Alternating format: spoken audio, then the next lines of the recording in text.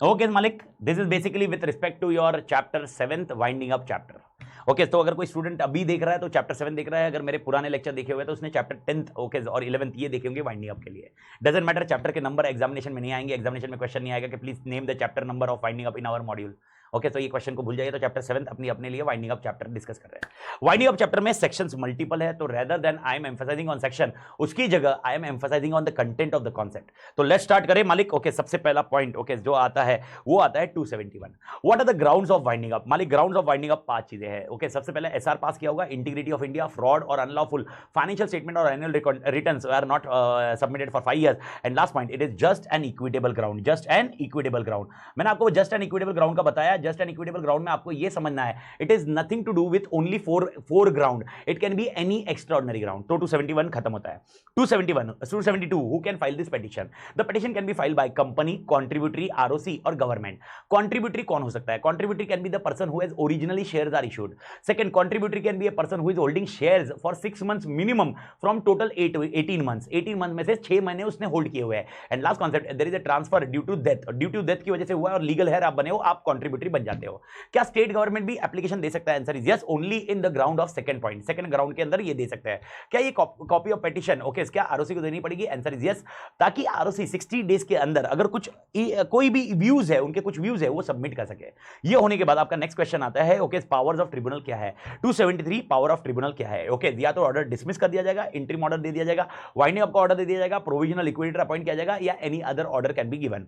Time limit for completing this order will be 90 days. Provisional liquidator appoint compulsory किया जाएगा क्या? Only on exceptional cases, but reasonable opportunity of being heard will be given to the company. Okay और उसके हिसाब से याद रखना okay basically if assets are less then liabilities then also tribunal will not refuse okay that winding up order नहीं देंगे। And last concept is other remedy. जो other remedy other order है ये खाली 5वें ग्राउंड के अंदर हो सकता है, जस्ट एन इक्विटेबल ओके यानी any other remedy can be given, यानी एग्जांपल दे में सेटल द ट्रांजैक्शन और whatever it may be, this can be done in this particular just an equitable ground. Okay ये होने के बाद मोस्ट इंपोर्टेंट आया winding up order आ चुका 274। तो filing of statement of affairs, अगर कंपनी ने एप्लीकेशन दिया है तो statement of affairs company application के साथ फाइल करेगी। लेकिन अगर एप्लीकेशन या पिटीशन किसी और ने फाइल किया हुआ है तो इस केस में टाइम लिमिट दिया हुआ है। जब भी ट्रिब्यूनल को लगा कि भाई यार यहां पर कंपनी की हालत खस्ता है and tribunal will pass an order of winding up within 30 days from that order. Okay tribunal will order कि भाई हमको स्टेटमेंट ऑफ अफेयर्स दो, 30 डेज के अंदर आपने ट्रिब्यूनल को स्टेटमेंट ऑफ अफेयर्स देने हैं। Okay extension can be given of more 30 days okay depending on tribunal, deposits आपको देने पड़ेंगे ट्रिब्यूनल के पास। और उसके अलावा अगर आपने ये फाइल नहीं किया तो आपके लिए प्रॉब्लम क्या होगा? You are losing the power of objection okay which can not be, मतलब you can not raise the objection against the winding up के अगेंस्ट ऑब्जेक्शन रेज नहीं कर पाओगे। एंड इसके अलावा बुक्स ऑफ अकाउंट्स कंप्लीटेड होनी चाहिए एंड ऑडिटेड होनी चाहिए okay of company at the cost of company. और ये 30 डेज के अंदर आपको लिक्विडेटर को हैंड ओवर करनी पड़ेगी 30 डेज के अंदर। अगर ये आपने नहीं किया तो इसकी पेनल्टी है जो 6 months और 25,000 और 1 लाख बोथ है। और यहां पर लिक्विडेटर हो या आरओसी हो ये कंप्लेंट कर सकते हैं स्पेशल कोर्ट में कि भाई यहां पर ये कंपनी ये कंप्लाई नहीं कर रही है, इसके लिए स्पेशल कोर्ट फिर ऑर्डर करेगा और उसके हिसाब से एक्टिविटी होगी। ये हो गया आपका 271, 272, 273, 274। ये होने के बाद आपका नेक्स्ट सेक्शन आता है 275। 275 is about company liquidator and appointment. Sir इसमें क्या है? Appointment of liquidator will be done bye tribunal. आप ध्यान रखिए इसको ऑफिशियल लिक्विडेटर या कंपनी लिक्विडेटर दोनों बोले जा सकते हैं। सेकंड, ये कौन से पैनल के होंगे? प्रोविजनल लिक्विडेटर या ऑफिशियल लिक्विडेटर या कंपनी लिक्विडेटर? ये पैनल के होंगे insolvency professional from IBB. Okay insolvency bankruptcy code में आईबीबी जो इंसॉल्वेंसी प्रोफेशनल एजेंसी मेंटेन कराती है और आईपीए जो इंसॉल्वेंसी प्रोफेशनल मेंटेन करते हैं उसमें से पर्सन सिलेक्ट किए जाएंगे। ट्रिब्यूनल ओके हो सकता है प्रोविजनल लिक्विडेटर के पावर ओके लिमिट करे, लिमिट करना पड़ सकता है because provisional liquidator is appointed before the order of tribunal, order of winding up of tribunal। यानी ट्रिब्यूनल ने अभी तक ऑर्डर ऑफ वाइंडिंग अप पास नहीं किया और उसके पहले प्रोविजनल लिक्विडेटर अपॉइंट कर दिया है। टर्म्स एंड कंडीशंस भी प्रोविजनल लिक्विडेटर के कौन डिसाइड करेगा? ट्रिब्यूनल डिसाइड करेगा। ओके ये कॉन्सेप्ट होगा। एंड मोस्ट इंपॉर्टेंट, जो भी लिक्विडेटर है या प्रोविजनल हो या ऑफिशियल हो या कंपनी हो, डिक्लेरेशन देंगे 7 डेज कि भाई उनका कोई कॉन्फ्लिक्ट ऑफ इंटरेस्ट है या लैक ऑफ इंडिपेंडेंस है कि नहीं है। This is a concept. And याद रखना okay order of winding up होने के बाद provisional liquidator can become company liquidator और ऑफिशियल लिक्विडेटर। ये हो गया आपका 275। 275 के बाद 276, can a liquidator be removed? Answer is yes. पहला ground of removal, it can be misconduct of liquidator, fraud can be there, professional incompetence can be there, inability can be there and conflict of interest can be there.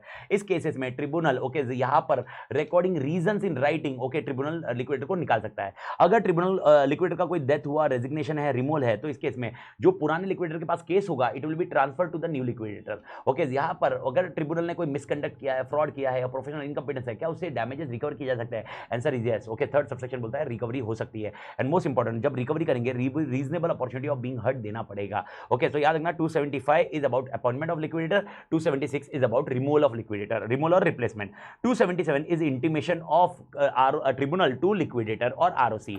Okay, यानी एक बार company order winding up order pass कर दिया तो tribunal दो जन को intimate करेगा, एक होगा लिक्विडेटर को और एक होगा आरओसी को। सर कितने दिन में इंटीमेशन करना है? ओके, यहां पर इंटीमेशन जो किया जाएगा with in 7 days of order किया जाएगा। उसके बाद और एक कॉन्सेप्ट सबसेक्शन 2 बोलता है आरओसी नोटिफाई करेगी ऑफिशियल गैजेट में कि ये कंपनी वाइंडिंग अप में जा रही है, और अगर ये कंपनी लिस्टेड है तो वो नोटिफाई करेंगे स्टॉक एक्सचेंज में कि ये कंपनी लिक्विड वाइंडिंग अप में जा रही है। और अब आप समझ चुके हो वो नोटिफाई क्यों जाना चाहिए, बिकॉज उसके शेयर्स है जो भी है वो ट्रांसफर नहीं किए जा सकते आफ्टर वाइंडिंग अप ऑर्डर, इसके लिए नोटिफिकेशन बहुत जरूरी है। इसके अलावा नोटिस ऑफ डिस्चार्ज, सारे ऑफिसर्स एम्प्लॉय और वर्कमैन है उनके लिए नोटिस ऑफ डिस्चार्ज माना जाएगा ये वाइंडिंग अप ऑर्डर। और उसके अलावा एक कॉन्सेप्ट है वाइंडिंग अप कमेटी बनाई जाएगी। सर वाइंडिंग अप कमेटी कितने दिन में बनाई जाएगी? With in 3 weeks, with in 3 weeks of the winding up order. Okay, winding up committee बनाई जाएगी। कंपनी वाइंडिंग अप कमेटी के मेंबर्स कौन होंगे? लिक्विडेटर होगा, नॉमिनी ऑफ सिक्योर क्रेडिटर होगा, प्रोफेशनल नॉमिनेटेड बाय ट्रिब्यूनल होगा। और इसके फंक्शंस क्या होंगे? फंक्शंस एकदम क्लियर कट रखिए। ओके, स्टेटमेंट ऑफ अफेयर्स को एग्जामिन करना, एसेट्स को टेक ओवर करना, प्रॉपर्टी का ध्यान रखना, ऑडिट ऑथराइज रिप्रेजेंटेटिव अपॉइंट करना, सेल्स ऑफ एसेट्स करना, और लिस्ट ऑफ क्रेडिटर्स बनाना, और कॉम्प्रोमाइज अरेंजमेंट जैसी कोई चीजें ये फंक्शन कर सकती है वाइंडिंग अप कमेटी। लेकिन वाइंडिंग अप कमेटी के फंक्शन से ज्यादा मुझे इंपॉर्टेंट है वाइंडिंग अप कमेटी जो रिपोर्ट देगी वो किसके पास जाएगी। तो आपका अगला पॉइंट आता है submission of reports and minutes of meeting. ये वाइंडिंग अप कमेटी की जो मिनट्स ऑफ मीटिंग होगी और इनकी रिपोर्ट्स होगी ये सबमिट की जाएगी ट्रिब्यूनल को। कब की जाएगी? मंथली बेसिस पे, और इसमें साइन करने चाहिए सारे के सारे मेंबर्स। ओके, मोस्ट इंपॉर्टेंट ये रिपोर्ट ट्रिब्यूनल को दी जाएगी कब तक? मंथली बेसिस बोला है आपने, लेकिन कब तक दी जाएगी? जब तक फाइनल रिपोर्ट नहीं जाती। जिस दिन फाइनल रिपोर्ट चली गई उस दिन यहां पर ये रिपोर्ट मायने नहीं रखती, क्योंकि फाइनल रिपोर्ट है मतलब वो डिसोल्यूशन का ऑर्डर आ जाएगा। इसके बाद इन्होंने बोला है जिस दिन ड्राफ्ट फाइनल रिपोर्ट बन जाएगी, लिक्विडेटर ड्राफ्ट फाइनल रिपोर्ट बनाएगा, उस दिन लिक्विडेटर ओके वो draft final report okay winding up committee से अप्रूव करवाएगा, एंड उसके बाद वो ट्रिब्यूनल को सबमिट करेगा, और ट्रिब्यूनल ये ड्राफ्ट फाइनल रिपोर्ट के बेसिस पे ओके डिसोल्यूशन का ऑर्डर पास करेगा। ये था आपका 277। तो मेरे ख्याल से 277 का आपको कॉन्सेप्ट याद रखना चाहिए। वाइंडिंग अप कमेटी आपके लिए तोड़ याद रखनी चाहिए। और ये होने के बाद है 278। ओके, ये कॉन्सेप्ट है कि यहां पर जॉइंट पिटीशन माना जाएगा, यानी यहां पर ऐसा एज्यूम नहीं किया जाएगा कि एक ने ही पिटीशन फाइल किया है। Okay, we will assume that petition has been filed jointly. ये हो गया आपका 278। 278 होने के बाद अब आप आगे आते हैं ओके पेंडिंग पॉइंट। ओके, जैसे जैसे ऑर्डर ऑफ वाइंडिंग अप आया कुछ कुछ चीजें आती है। 279 stay on suits and proceedings, यानी अगर कोई सूट्स या प्रोसीडिंग कोर्ट में चल रही होगी या अपील कुछ कोर्ट में चल रही होगी, इस सब पे स्टे लेके आएंगे। और यहां पर ट्रिब्यूनल अगर आप अपील करवानी या सूट्स प्रोसीड करवाने हैं ओके ट्रिब्यूनल के ऑर्डर के बिना नहीं हो सकते। लेकिन याद रखिए यहां पर हाई कोर्ट और सुप्रीम कोर्ट के जो केसेस है उसके ऊपर स्टे नहीं लाया जा सकता। जुरिडिक्शन क्या होगा? 280 बोलता है। 280 बोलता है ट्रिब्यूनल का जुरिडिक्शन एकदम क्लियर कट है, 4 चीजों में जुरिडिक्शन होगा। Okay, suit and legal proceedings मैं डिसाइड करूंगा। ओके, क्लेम्स कैसे पास करने मैं डिसाइड करूंगा। सेक्शन 233 फास्ट ट्रैक एमालगमेशन, उसके लिए जो सीजी के पास था अब वो मेरे पास आ जाएगा। And last concept priorities in creditors, creditors को कैसे प्रायोरिटी दी जाएगी, सीक्वेंस क्या होगा, रैंकिंग क्या होगी मैं डिसाइड करूंगा। ओके, मैं डिसाइड करूंगा। जो एक्ट ने डिफाइन किया डेफिनेटली, लेकिन वो रैंकिंग में अगर कुछ एम्बिग्यूटी आए, कुछ इश्यूज आया तो डिसीजन मेरा होगा, ट्रिब्यूनल का जुरिडिक्शन होगा। ये हो गया 280, 279, 280, 279 इज अबाउट स्टे और 280 इज अबाउट जुरिडिक्शन। 281 ओके, यहां पर एक रिपोर्ट सबमिट की जाएगी। 281, 282 ये दोनों साथ में ध्यान रखिए। एक रिपोर्ट सबमिट की जाएगी लिक्विडेटर से 281 में। सर रिपोर्ट क्या होगी? ओके, इसकी ये रिपोर्ट के अंदर लिक्विडेटर बताएगा कि भाई क्या एसेट्स है क्या नहीं है, तो उसके बेसिस पे 282 में ट्रिब्यूनल को समझेगा how much time it may take to wind up. Okay, ये कॉन्सेप्ट है। तो 281 में एक रिपोर्ट दी जाती है लिक्विडेटर से। सर ये रिपोर्ट कितने दिन में दी जाएगी? 60 days from the date of order of winding up. ये किसको रिपोर्ट दी जाएगी? ट्रिब्यूनल को दी जाएगी। इसके अंदर क्या लिखा होगा? इसके अंदर लिखे होंगे एसेट्स क्या है, लायबिलिटीज क्या है, कंटीजेंट लायबिलिटीज क्या है, गारंटी कौन सी दी हुई है, ओके उसके अलावा सिक्योरिटी कुछ है क्या, ओके व्हाटएवर का होल्डिंग कंपनी, सब्सिडी कंपनी, इनकी सारी डिटेल दी जाएगी। गुडविल कुछ है क्या, गुडविल मतलब ट्रेडमार्क्स वगैरह कुछ रजिस्टर्ड है क्या कंपनी का अगेंस्ट, ये सारी डिटेल ट्रिब्यूनल के पास जाएगी। इसको हम लोग बोलते हैं लिक्विडेशन रिपोर्ट। क्या बोलते हैं मालिक? लिक्विडेशन रिपोर्ट, लिक्विडेशन रिपोर्ट बोला जाएगा। ओके, इसके अलावा अगर कुछ फ्रॉड हुआ है तो वो भी रिपोर्ट में मेंशन किया जाएगा। Second point. तीसरा पॉइंट, अगर ये प्रोजेक्ट वायबल है तो ये भी मेंशन किया जाएगा रिपोर्ट में कि यहां पर कुछ कुछ प्रोजेक्ट वायबल है, कुछ कुछ बिजनेस वायबल है, वायबल बताया जाएगा। चौथा पॉइंट, एनी अदर मैटर, अगर लिक्विडेटर को लगता है कि ट्रिब्यूनल को बताने की जरूरत है। एंड लास्ट कॉन्सेप्ट इज ये रिपोर्ट को इंस्पेक्ट कौन करेगा? Contributory and creditor. मेरे ख्याल से 270 ये वाला कॉन्सेप्ट आपके लिए 281 वाला कॉन्सेप्ट आपको दिमाग में बैठ गया। ये रिपोर्ट के बेसिस पे ट्रिब्यूनल क्या डिसीजन लेगा? ट्रिब्यूनल डिसीजन लेगा पहला पॉइंट, कितने टाइम में ये खत्म होना चाहिए, time limit. Okay, time limit in how much time this liquidation winding up should be over. Okay, क्या ये इसमें एक्सटेंशन मिलेगा? Answer is yes. अगर इस यहां पर कोई एडवाइजरी कमिटी या वाइंडिंग अप कमिटी अगर ये रेकमेंड कॉन्ट्रीब्यूटरी या क्रेडिटर है या लिक्विडेटर है, ओके, वो एप्लीकेशन देते हैं ट्रिब्यूनल को, ट्रिब्यूनल इतने टाइम में खत्म नहीं हो सकता, tribunal can increase the time limit. Second point, okay, यहाँ पर सेल्स कमिटी बनाई जा सकती है। कौन बनाएगा सेल्स कमिटी? ट्रिब्यूनल ऑर्डर देगा कि सेल्स कमिटी बनाइए, जिसके अंदर मेंबर होंगे क्रेडिटर्स, प्रमोटर्स, ओके, जो भी डायरेक्टर हो सकते हैं वो भी हो सकते हैं सेल्स कमिटी के मेंबर, लेकिन sales committee is not compulsory, it depends on situation.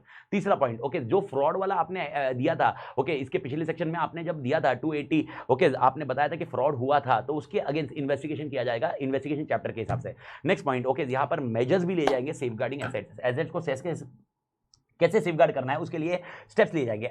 Any such order, sir asset को सेफगार्ड करना है, एग्जांपल अगर कोई एसेट है, ओके, वो ऑल टुगेदर बेचना रहेगा, लेकिन तब तक उसको संभालना तो पड़ेगा, तो उसकी वैल्यूएशन सही आएगी, तो उसको मेंटेन करने के लिए जो चाहिए वो यहाँ पर किया जाएगा। मेरे ख्याल से यहाँ तक क्लियर है मालिक? तो मेरे ख्याल से 282 भी क्लियर होना चाहिए। 282 होने के बाद 283 क्या बोलता है? Custody of companies property, company की जो प्रॉपर्टी है वो कस्टडी में आ जानी चाहिए। लॉजिक सिंपल है, जिस दिन वाइंडिंग अप ऑर्डर आया, प्रोविजनल लिक्विडेटर अपॉइंट हुआ, okay, custody of property, actionable claim, सब ये लिक्विडेटर के पास आ जाएगा। पीरियड ऑफ कस्टडी कब से चालू होगी? द डेट ऑफ ऑर्डर जो भी डेट ऑफ ऑर्डर है वो पीरियड ऑफ कस्टडी मानी जाएगी।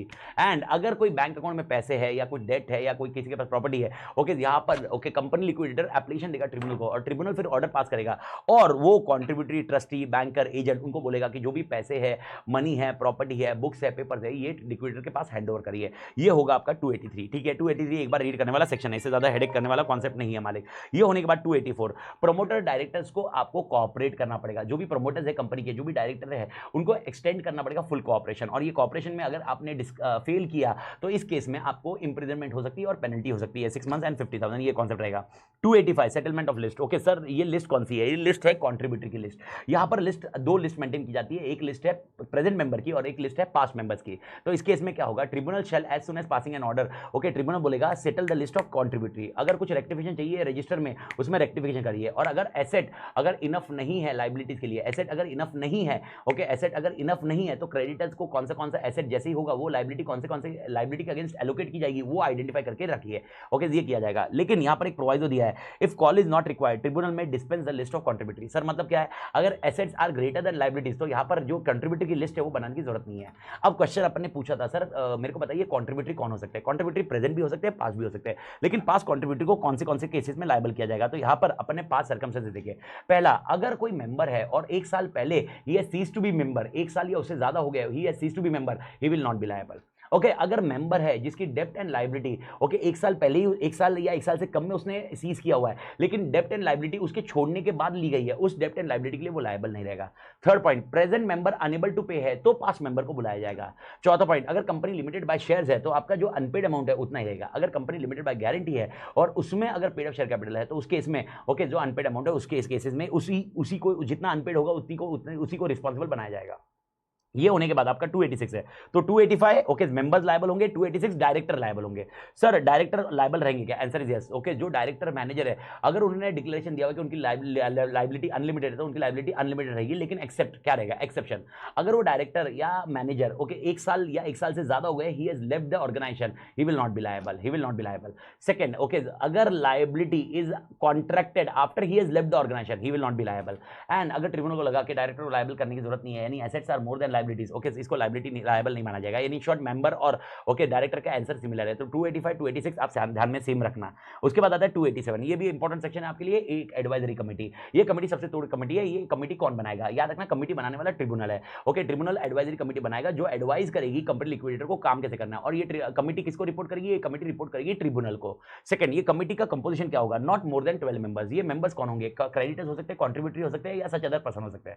ये होने के बाद ये मीटिंग कंडक्ट की जाएगी, ओके, कंडक्ट ऑफ मीटिंग का कॉन्टेक्स्ट क्या था आपके याद रखने की कोशिश करना, याद रखना यहाँ पर ट्रिब्यूनल को कैसे मालूम पड़ेगा क्रेडिटर कौन है, कॉन्ट्रीब्यूटर कौन है। इसीलिए 30 days from the date of order, 30 days from the date of order, okay, within 30 days, okay, यहाँ पर लिक्विडेटर ने एक मीटिंग बुलानी चाहिए जहां पर क्रेडिटर कॉन्ट्रीब्यूटर की लिस्ट बन जाएगी और वो लिस्ट ट्रिब्यूनल को दी जाएगी ताकि ट्रिब्यूनल डिटरमाइन करे मेंबर्स कौन है। क्या इंस्पेक्शन हो सकता है? Answer is yes, inspection of books of accounts कर सकते हैं, okay. Conduct of meeting and business कैसे किया जाएगा? रूल्स किया जाएगा, रूल्स अपने सिलेबस में नहीं है। एंड चेयरपर्सन कौन होगा? कंपनी लिक्विडेटर होगा एडवाइजरी कमेटी का। तो ये हो गया, तो याद रखना 285 286 287, 285 मेंबर्स लायबल है, 286 डायरेक्टर लायबल है, 287 एडवाइजरी कमेटी का कॉन्सेप्ट है।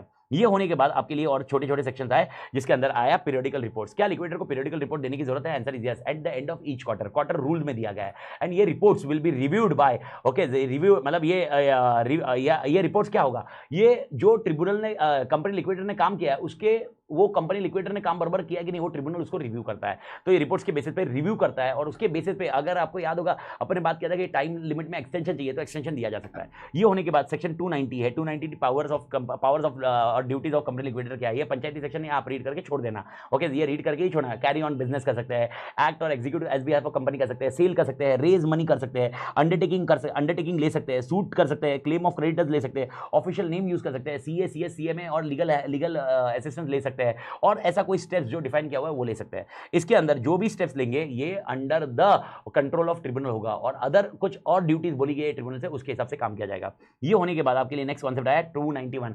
क्या ये प्रोफेशनल असिस्टेंस ले सकते हैं? अपन ने पढ़ा अभी थोड़ी देर पहले, ओके थोड़ी देर मतलब 2 मिनट पहले पढ़ा। ओके 290 के अंदर प्रोफेशनल असिस्टेंस ले सकते हैं, लेकिन ये असिस्टेंस अपनी मर्जी से ले सकते हैं, आंसर इज नो। तो यहां पर सैंक्शन ऑफ ट्रिब्यूनल लगेगा, ट्रिब्यूनल का अप्रूवल लगेगा। एंड अगर कोई असिस्टेंस लिया गया है, सीए है, सीएस है, सीडब्ल्यू है, सीएमए है और लीगल पर्सन है, तो उनको disclosure of conflict of interest देना पड़ेगा, डिस्क्लोजर देना पड़ेगा कि उनका कोई कॉन्फ्लिक्ट ऑफ इंटरेस्ट नहीं है। ये हो गया 291। और 292 ओके सबसे इंपॉर्टेंट पॉइंट है। ओके यहां पर कंपनी लिक्विडेटर अपने पावर कैसे यूज करेगा? तो ये लोग बोलते हैं जो लिक्विडेटर है वो किसके डायरेक्शन पे चलेगा? ये 2 केसेस पे चलेगा, या तो एडवाइजरी कमेटी या meeting of creditors, resolution pass by creditor और कॉन्ट्रीब्यूटरी। यहां पर सबसे इंपॉर्टेंट पॉइंट है, इन केस ऑफ कॉन्फ्लिक्ट, अगर कोई कॉन्फ्लिक्ट रहा है तो इस केस में क्या होगा? जनरल मीटिंग ऑफ क्रेडिटर, अगर कॉन्फ्लिक्ट रहा, एडवाइजरी कमेटी और क्रेडिटर और कॉन्ट्रीब्यूटरी की मीटिंग के हिसाब से कॉन्फ्लिक्ट रहा, तो क्रेडिटर और कॉन्ट्रीब्यूटरी ये ओवरराइड करेंगे। और कॉन्ट्रीब्यूटरी या क्रेडिटर की मीटिंग बुलानी है, ये कौन बुलाएगा? कंपनी लिक्विडेटर बुलाएगा। कंपनी लिक्विडेटर समन कैसे करेगा? समन करेगा अगर उसको विशेष समझनी है, विशेष मतलब उनको समझना है कि भाई कॉन्ट्रीब्यूटरी और क्रेडिटर कैसे क्या चाहते हैं, या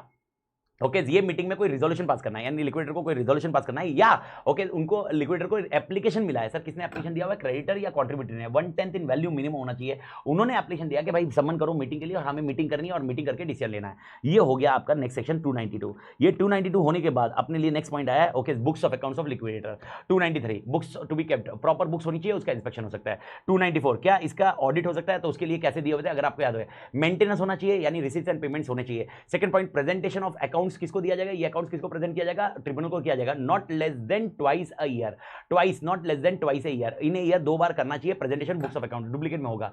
तीसरा सिनेरियो क्या ऑडिट होगा? Answer is yes. ऑडिट कौन करने बोलेगा? ट्रिब्यूनल बोलेगा, वैसे किया जाएगा। नेक्स्ट पॉइंट, ये ऑडिट की कॉपी किसको फाइल की जाएगी? ऑडिट की फाइल 2 जन को, ऑडिटेड एनुअल ऑडिटेड अकाउंट्स की कॉपी किसको फाइल की जाएगी? 2 जन को की जाएगी। One will be tribunal and one will be ROC. ROC की जो कॉपी है वो इंस्पेक्ट की जाएगी। कौन इंस्पेक्ट कर सकता है? क्रेडिटर्स, कॉन्ट्रीब्यूटरी और एनी पर्सन जो इन्फेक्टेड बोल रहा हूं, इन्फेक्टेड कोविड के चक्कर में इन्फेक्टेड हो गया, ओके जो जिसकी वजह से उसके ऊपर इंपैक्ट रहेगा वो उसको चेक कर सकता है। एंड लास्ट पॉइंट ओके याद रखना, गवर्नमेंट कंपनी अगर है तो उनके जो ऑडिटेड कॉपी है वो किसको दी जाएगी? वो दी जाएगी आपको ट्रिब्यूनल और आरओसी को तो देनी है, लेकिन अगर गवर्नमेंट कंपनी है तो सीजी, एसजी और CG SG depending on scenario.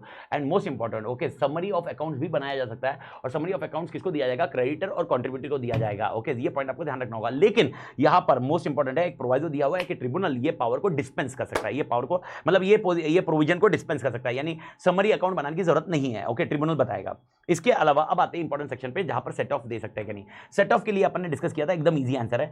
Tribunal okay order कर सकता है कि जिससे जो डेटर है, कॉन्ट्रीब्यूटरी है, जो डेटर है उनसे पैसे मंगाओ, अदर देन कॉल मनी मत मंगाओ, लेकिन पैसे मंगाओ, डेटर है। अब क्वेश्चन आता है क्या जो डेटर है क्या वो अपने क्रेडिट अमाउंट के लिए सेट ऑफ कर सकता है? क्योंकि वो क्रेडिटर भी हो सकता है। तो इस केस में इन्होंने बोला है okay while making an order okay अगर in case of unlimited company, अगर अनलिमिटेड कंपनी है तो सेट ऑफ ऑप्शन अवेलेबल है for independent contract other than dividend and other thing. यानी वो सेट ऑफ ओके उसको डिविडेंड मिलने वाला था कंपनी से, उसके अगेंस्ट सेट ऑफ नहीं कर सकता, लेकिन कोई इंडिपेंडेंट कॉन्ट्रैक्ट है उसके अगेंस्ट सेट ऑफ कर सकता है अनलिमिटेड कंपनी में। और दूसरा कॉन्सेप्ट अगर कोई कंपनी लिमिटेड है लेकिन डायरेक्टर की लायबिलिटी अनलिमिटेड है, तो इस केस में क्या होगा? सेट ऑफ इज अलाउड, कोई दिक्कत नहीं है। लेकिन ये दोनों सेट ऑफ आप याद रखना, this set of is against the okay debit amount, debit और क्रेडिट का सेट ऑफ होगा।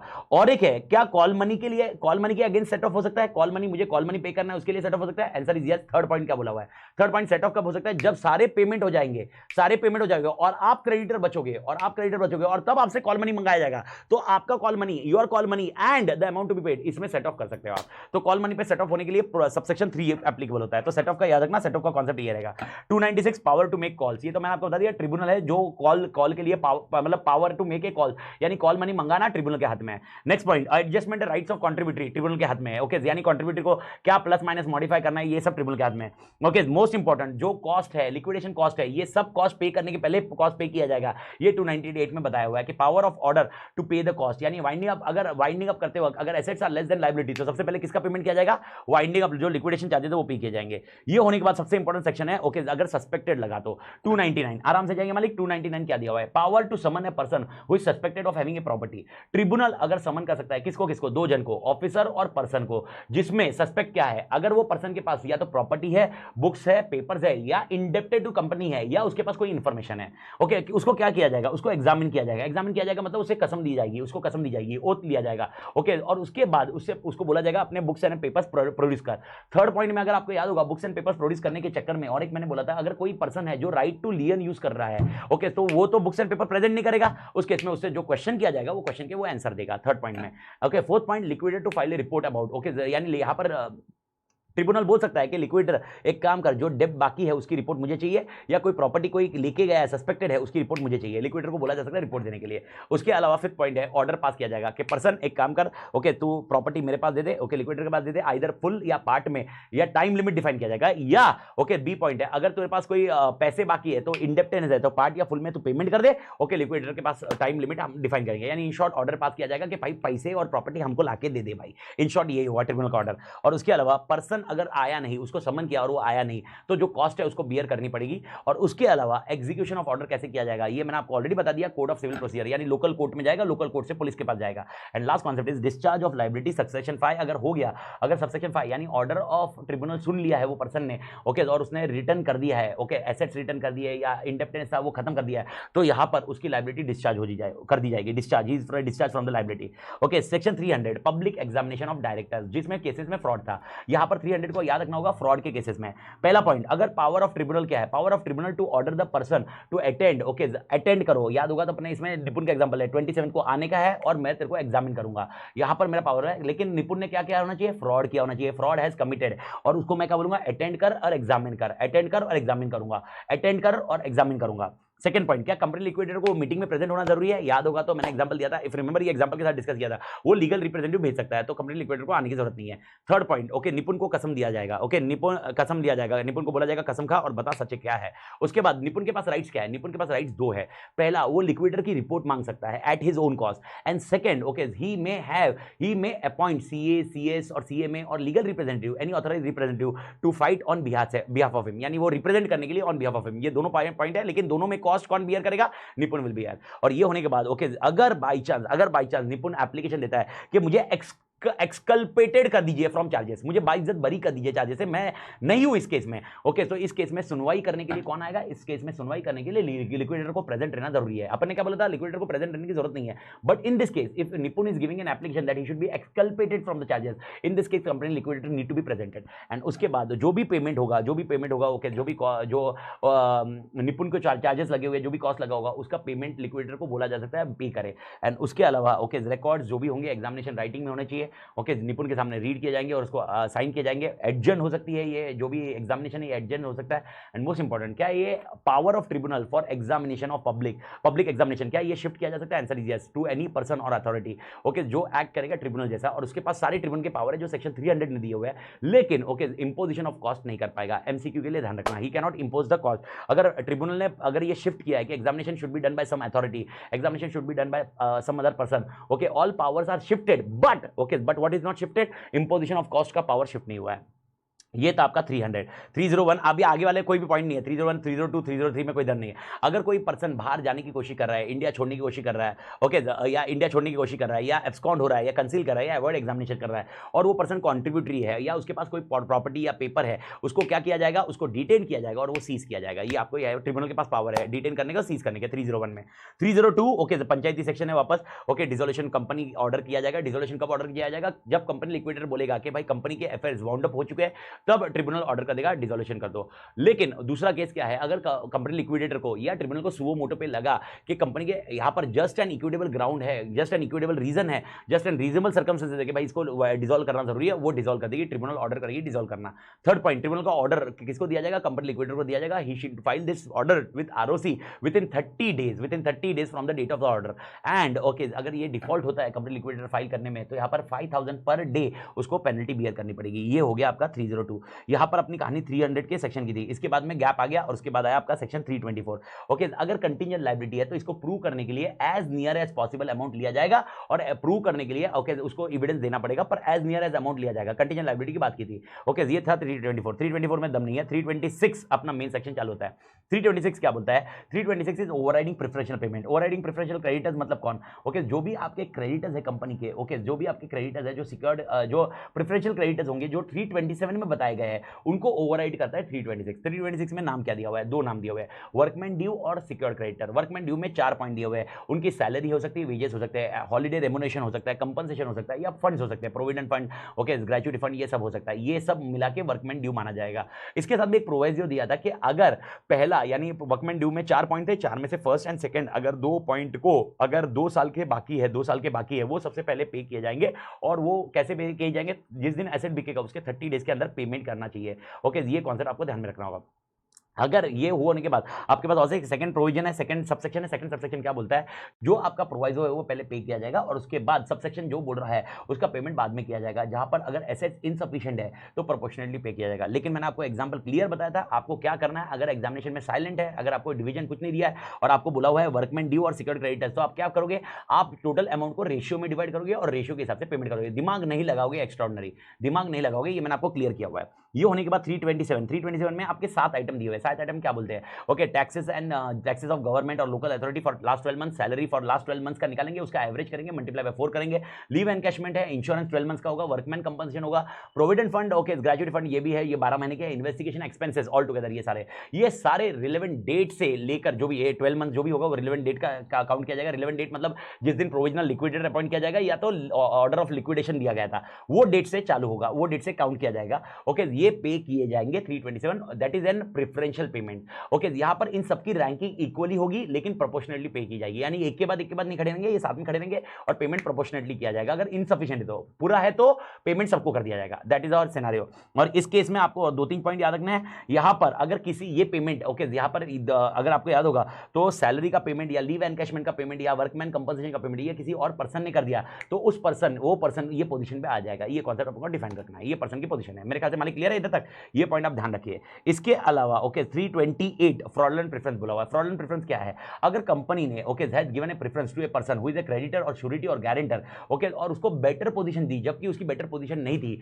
और ये बेटर पोजीशन क्या दी है? Previous 6 months from the date of application of winding up. Okay, from the date of application of winding up उसके previous 6 months में अगर बेटर पोजीशन दी गई है, यहां पर उसकी पोजीशन रिस्टोर की जाएगी। इसका मतलब क्या है सर? रिस्टोर करना, उससे जो भी एसेट दिया गया होगा या पैसा दिया गया वो वापस लिया जाएगा और कंपनी के फंड्स में डाला जाएगा और उसको है लाइन में खड़ा रखा जाएगा। लाइन में जो भी उसकी लाइन होगी वो खड़ा रखा जाएगा। 329 क्या सीन है? 329 अगर कोई transfer not done in good faith है, यानी इसका मतलब अगर कोई कंपनी ने ट्रांसफर की है, कोई प्रॉपर्टी ट्रांसफर की है, मूवेबल हो या इमूवेबल हो, और वो not done in good faith है, तो ये 329 एक्टिवेट होगा। सर ये कितने साल के ट्रांजैक्शन देखे जाएंगे? Previous 1 year from the date of petition of winding up, यानी जिस दिन पिटीशन फाइल किया उसके 1 साल के पहले के ट्रांजैक्शन जो भी होंगे वो देखे जाएंगे और उसमें 2 चीजों को निकाला जाएगा। अगर ऑर्डिनरी कोर्स ऑफ बिजनेस के ट्रांजैक्शन है उसको इग्नोर करिए, एंड सेकंड अगर परचेजर ने गुड फेथ में परचेज किया है और वैल्यूएबल कंसीडरेशन दिया है उसको इग्नोर करिए, यानी 2 ट्रांजैक्शन को इग्नोर करिए। अगर ये दोनों ट्रांजैक्शन नहीं है तो transfer in not good faith होगा और वो ट्रांजैक्शन कैंसिल किए जाएंगे। लेकिन ये ट्रांजैक्शन कैंसिल अपने आप किए जाएंगे, ऑर्डर ऑफ ट्रिब्यूनल होगा, ऑर्डर ऑफ ट्रिब्यूनल किया जाएगा। मेरे ख्याल से मालिक ये पॉइंट आपके लिए दिमाग में आना चाहिए। 329 का ऑर्डर ऑफ ट्रिब्यूनल होगा।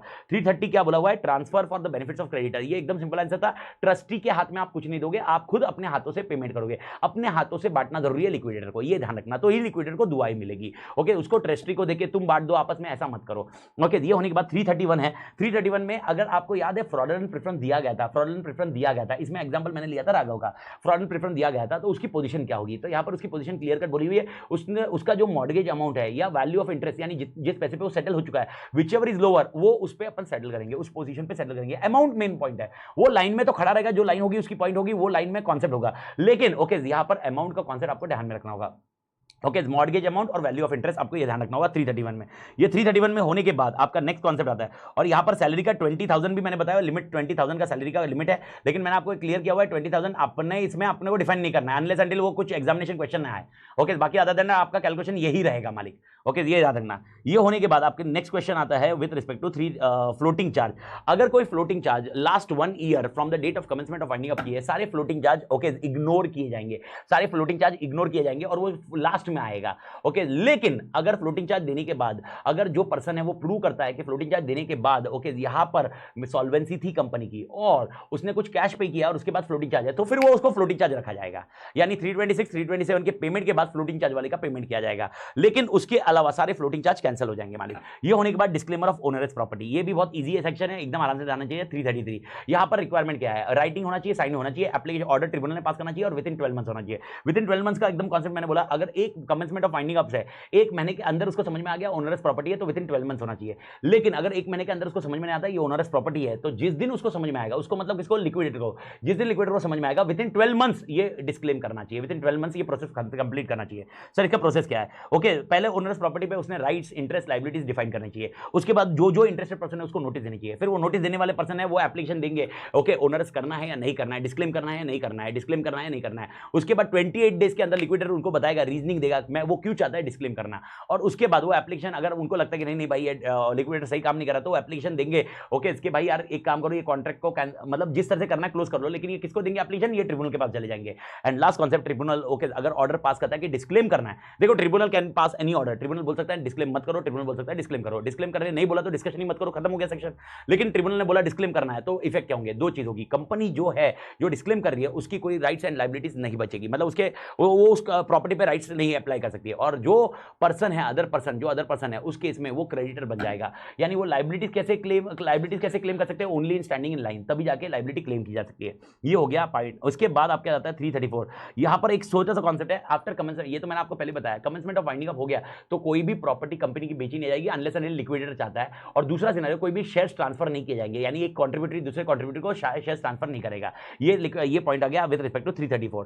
335 आपके लिए है भाई यार, अगर कोई अटैचमेंट है एग्जीक्यूशन है वाइड है, ये भी आपको मैंने बता दिया, अगर कोई अटैचमेंट एग्जीक्यूशन अगर है और वाइंडिंग अप ऑर्डर आ गया है तो कोई भी अपनी ये प्रॉपर्टी उठा के नींद में उठा के लेके निकल नहीं सकता भाई, ओके ये ट्रिब्यूनल के ऑर्डर के हिसाब से ही जाएगा। तो इन शॉर्ट यहां पर क्या कॉन्सेप्ट है, कोई भी अटैचमेंट है, कोई भी एग्जीक्यूशन है, कुछ एग्जीक्यूट या अटैचमेंट विदाउट ट्रिब्यूनल के लीव के नहीं हो सकता मालिक, ये कॉन्सेप्ट ध्यान रखना। लेकिन इसमें और एक एग्जाम्पशन क्या है, एक्सेप्शन क्या है, अगर ये attachment okay proceeding legal proceeding because of government authority हो रही है, यानी टैक्स कलेक्ट करना है या ड्यूटी कलेक्ट करनी है, उसके वो अथॉरिटी ओके गवर्नमेंट अथॉरिटी ये कर रही है तो ये एग्जीक्यूशन पॉसिबल हो सकता है, ये एक्सेप्शन इसमें दिया था 335 में। उसके अलावा 336 ये कॉमन सेक्शन है, अगर कोई ऑफिसर है कंपनी का, उसने कोई ऑफेंसेस किया, ऑफेंसेस की लिस्ट है, ओके उसने कोई डिस्क्लोज नहीं किया एसेट है, कोई प्रॉपर्टी डिस्क्लोज नहीं किया है, बुक्स एंड पेपर डिस्क्लोज नहीं किया है, डिलीवर नहीं किया इन्फॉर्मेशन, मटेरियल ओमिशन किया हुआ है, प्रिवेंट ऑफ मतलब वो अपने बुक्स एंड पेपर्स प्रोड्यूस नहीं कर रहा है, वो फिक्टिशियस लॉसेस बता रहा है और ऑल टुगेदर फॉल्स रिप्रेजेंटेशन कर रहा है, इस केस में वो लायबल रहेगा for the imprisonment not less than 3 years but more than मतलब मैक्सिमम 5 इयर्स एंड लायबिलिटी होगी 1 लाख एंड 3 लाख तक। लेकिन और एक कॉन्सेप्ट है, अगर यहाँ पर जो प्रॉपर्टी बेचने वाला है ये वाइंडिंग अप के बाद ही है मालिक, वाइंडिंग अप के बाद ही, और इसका कॉन्सेप्ट मैंने समझा दिया था, वाइंडिंग अप के बाद अगर ये कोई प्रॉपर्टी बेच रहा है, पर्सन जो प्रॉपर्टी बेच रहा है और जो प्रॉपर्टी रिसीव कर रहा है, अगर उसको पता है कि ये प्रॉपर्टी पॉन की गई थी या प्लेज की हुई थी और उसने फिर भी ये प्रॉपर्टी खरीदी हुई है, तो वो पर्सन जिसने खरीदी है वो भी लायबल होगा, ओके वो कितना लायबल होगा, imprisonment 3 years 5 years and 3 lakh 5 lakh. ये कॉन्सेप्ट आपको ध्यान रखना है। इन शॉर्ट ये फ्रॉड वाले सेक्शन, फ्रॉड वाले कॉन्सेप्ट रहेंगे 336।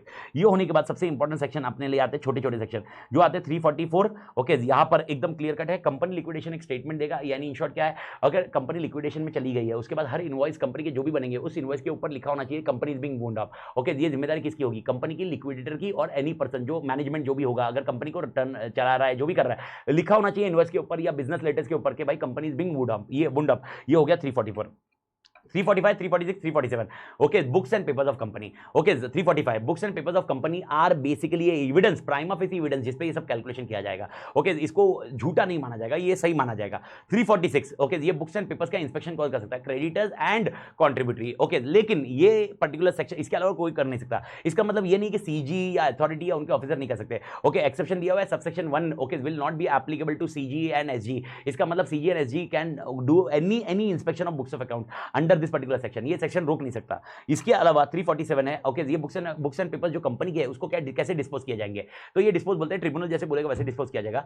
After the date of order of dissolution, 5 साल तक ओके, कोई आपकी रिस्पांसिबिलिटी रहेगी। 5 साल के बाद आपकी कोई रिस्पांसिबिलिटी नहीं रहेगी, यानी कंपनी, लिक्विडेटर, एनी पर्सन, कोई रिस्पांसिबिलिटी नहीं रहेगी till 5 years the responsibility will be there. And उसके अलावा सीजी को लगा बाय रूल्स वो डिफाइन कर सकती है कि 5 साल को लिमिट बढ़ाया जा सकता है, ओके, 5 ईयर्स का लिमिट बढ़ाया जा सकता है। इसके बाद सबसे इंपॉर्टेंट पॉइंट आता है company liquidation, dividend and undistributed asset account, section 352। ये क्या बोलता है मालिक, ये बोलता है अगर कोई पैसा लिक्विडेटर, इसके पॉइंट्स है 8 पॉइंट्स याद रख लो, बहुत इजी आंसर है। पहला पॉइंट, अगर लिक्विडेटर के पास कोई पैसा बचा हुआ है which is a dividend to the creditor, dividend मतलब इसमें डिविडेंड मत समझना है, डिविडेंड मतलब कोई पेमेंट बाकी है क्रेडिटर को और 6 मंथ्स ऊपर हो गया और क्रेडिटर अभी तक क्लेम नहीं कर रहा है, और कोई एसेट बचा हुआ है जो कॉन्ट्रीब्यूटरी को देना है और कॉन्ट्रीब्यूटरी उसको क्लेम नहीं कर रहा है, ओके, वो लेने नहीं आ रहा है, तो इस केस में 6 मंथ्स के ऊपर हो गया तो यहां पर लिक्विडेटर ये पैसा किस में रखेगा, या एसेट का जो भी अमाउंट है वो किस में डालेगा, ओके, सेपरेट बैंक अकाउंट में डालेगा जिसका नाम होगा company liquidation, dividend and undistributed asset account. ये सेपरेट बैंक अकाउंट होगा, शेड्यूल बैंक में डालना पड़ेगा, ओके, तो यानी 6 मंथ्स तक वो अपने पास रख सकता है, ओके। सेकंड पॉइंट, डिसोल्यूशन हो गया, द डे ऑफ डिसोल्यूशन, जिस दिन डेट ऑफ डिसोल्यूशन होगा, आप 6 मंथ्स का क्राइटेरिया मत देखना,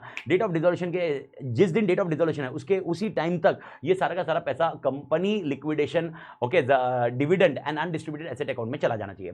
तीसरा पॉइंट, ओके, आरओसी को बताएगा लिक्विडेटर कि भाई मैंने ये पैसा शिफ्ट कर दिया है, ओके, तो मेरी ड्यूटीज खत्म हो चुकी है, ओके। चौथा पॉइंट, ओके, शेड्यूल बैंक से जो रिसीट आएगी वो होगा discharge of duty of liquidator, क्योंकि लिक्विडेटर का काम खत्म हो जाना चाहिए, मैंने कर दिया, अभी पैसा लेने नहीं आया तो मेरी गलती नहीं है। और इसके बाद अगर वॉलंटरी वाइंडिंग अप हुआ है कंपनी का तो सेक्शन 348 में कोई स्टेटमेंट फाइल करना पड़ता है, वो स्टेटमेंट फाइल करने के बाद उस स्टेटमेंट में हम लिखेंगे 6 मंथ से ज्यादा पैसा किसका बचा है, तो स्टेटमेंट फाइल करने के 14 डेज के अंदर ये अमाउंट शिफ्ट किया जाएगा। This is your 5th point. 6th point, person अगर यहां पर, ओके, अभी जो क्लेम करने वाले हैं, क्रेडिटर है, कॉन्ट्रीब्यूटरी है, वो किससे मांगेंगे, लिक्विडेटर से नहीं मांगेंगे, वो किससे मांगेंगे, आरओसी से मांगेंगे।